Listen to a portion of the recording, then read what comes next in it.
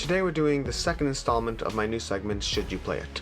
Should You Play It is a little bit where I go through 5 reasons why I think you might like a game, and 5 reasons why I think you might not like a game.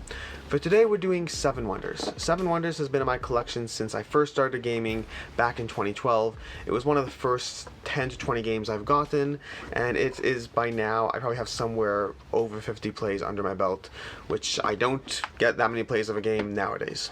So in any case, as far as why I think you might like 7 Wonders, let's cover a bit about how you play 7 Wonders. 7 Wonders is a drafting game where you have a hand of cards. You have 3 ages. You have a hand of cards. You have to pick one from 7 and pass it on. Pick another one, pass it on. And there's 7 types of cards. There's resources, advanced resources. There's pure victory points. There's army. There are guilds. There are it's a marketplace cards. There's different types of cards that can help you win. And you're trying to draft a synergy that manages to work together to give you the combination of powers and abilities and ultimately points that will help you win. At the end of every age is a battle where you can measure battle strength to see if somebody wins points that way. And then after 3 ages, the game is over and you just count up everyone's points and see who won. So 7 Wonders is a very accessible game. It plays very nicely in, generally I'd say 30 minutes or so, even at variable player counts. As far as why it might be the game for you, there are a few options, and first of all, to begin with, we have, like I just said, variable player counts. 7 Wonders plays very well with a variety of players. Officially from 2 to 7, I recommend more 3 to 7. So if you want a game that really plays almost as well with 3 as it does with 4, 5, 6, and 7, 7 Wonders is a great choice. If you're looking for that game you can pull to game night because you don't know exactly who's going to show up, or you want to back up to accommodate whoever ends up showing up. Speaking for myself, I have a lot of games, but most of the time I have to either walk in with 5 or 6 different games to accommodate those player counts, or I have to walk in with a specific game to, for whoever is actually showing up. 7 Wonders gives you a lot of flexibility in terms of being able to accommodate 3 to 7 players very well. The second reason it might be for you is it's great for multiple skill levels. 7 Wonders plays very well with someone you're teaching the game to for the first time. It also plays pretty well with a hardcore established gamer who has been around the block.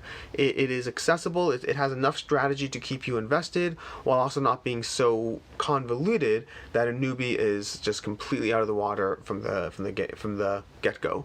So it's great for multiple skill levels, and that's another reason 7 Wonders might be for you. Thirdly, it teaches core game mechanics very well. 7 Wonders has a variety of core game mechanics, from drafting to hand management to card synergies to the 3 different ages and scoring in between ages. It has a lot of core game mechanics that it makes it a great gateway game. It makes it a great choice for introducing a variety of game concepts to somebody who hasn't been exposed to that yet in their life. It makes for a great gateway game. It makes for a great intermediate level game. Ultimately, it does a lot of simple things very well.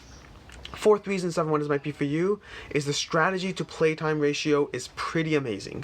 While hardly the most strategic game in my collection, or anyone's collection for that matter, for a game that plays well in half an hour, it gives you a pretty good bang for your buck. In that half an hour, you're making, roughly 20 different choices, or 18 different choices, or however many there are, each of those to synergize to all the various ways you can win. And in terms of the strategy to playtime ratio, you get a pretty good bang for your buck for ultimately what's only a half hour of playtime.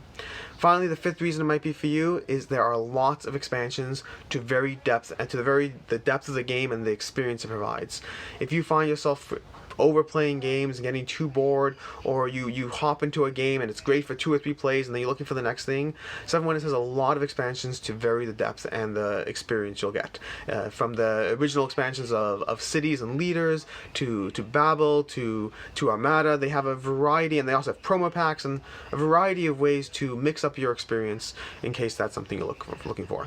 As far as reasons why it might not be for you, there are 5 more reasons here. So to begin with, it's an abstracted experience. It is a very, very abstracted experience in terms of what you're doing. While yes, you're building a civilization, yes, there's military, yes, there's science and this and that, ultimately what it really is, it's a bunch of cards, and each card has some sort of either point or combat value. The whole entire experience is very abstracted.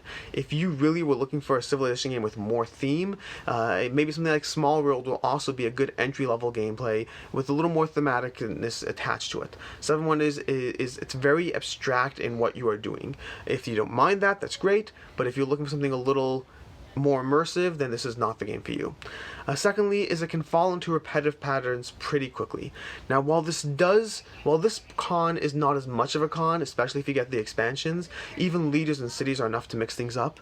The core game alone can offer a great amount of gameplay for 5 games, for 10 games maybe, but at a certain point you'll find yourself falling into repetitive patterns of what you can do, and the short game time and short amount of decisions, the limited amount of decisions you can make, means that to a certain extent, if you're playing the core game alone, you're going to fall into the same patterns. You're going to fall into the, oh, this game I'm going military, this game I'm going science, and once you go a certain direction, there's only so much you can really mix it up. There'll always be nuances to your choices based on the hands you're dealt, based on the cards your opponents are playing, based on the wonders you get. There will always be nuances to your choices, but unlike a more complicated, heavier game with more interweavingness, Seven Wonders can feel that you're only playing a limited number of variations of the same game once you've gotten a few games under your belt, and assuming you're sticking to the core game alone. Thirdly, there are, and I know I said that the expansions can be a pro, but the expansions can also be a con. If you're one of those people who has the game FOMO, that you need every expansion, you need to get everything, you need to throw into your game, Seven Wonders can very quickly go from being an easy experience to get to the table to being something that sits on your shelf, clogged up with expansions you haven't learned, that you aren't playing well, that you aren't utilizing. Speaking for myself, I highly recommend the Leaders expansion. That will keep you going for quite some time. It'll give you a lot, it'll mix up your game a lot, and it doesn't add that much to it. Versus Cities, versus Armada, versus Babel, these expansions, while they can potentially bring a lot to the table, if you're not yet ready for it, it can also just clog up your game. It can make it harder to bring Seven Wonders to the table and not easier to bring it to the table. Fourthly, the 2-player experience in Seven Wonders is not ideal.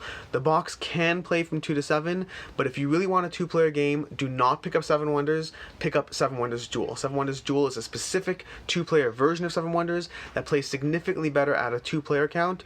So if you're a 2-player gamer primarily, and you're looking at Seven Wonders and saying, well, they have a 2-player game in there, this is not the game for you. Is it worth trying? Sure. Borrow your friend's copy, give it a shot. But really, if you're looking for that experience, grab Seven Wonders Duel. The drafting is not the drafting in a typical sense, but in a 2-player setting, what they do as a substitution is much, much better. So if you're a 2-player person primarily, Seven Wonders is not a game I'd recommend. And finally, the game can start to be a little less satisfying as you play heavier games. If you're someone who's getting into gaming, or if you're someone who frequently has non-gamers or lighter gamers at your table, Seven Wonders is great. If your gaming group is primarily heavier gamers, I'd recommend passing on Seven Wonders if you haven't played it yet. It's a great intro experience. It adds a lot of bang for your buck. I still have it in my collection because I still have lighter afternoons where a few friends will show up and we'll play a lighter game.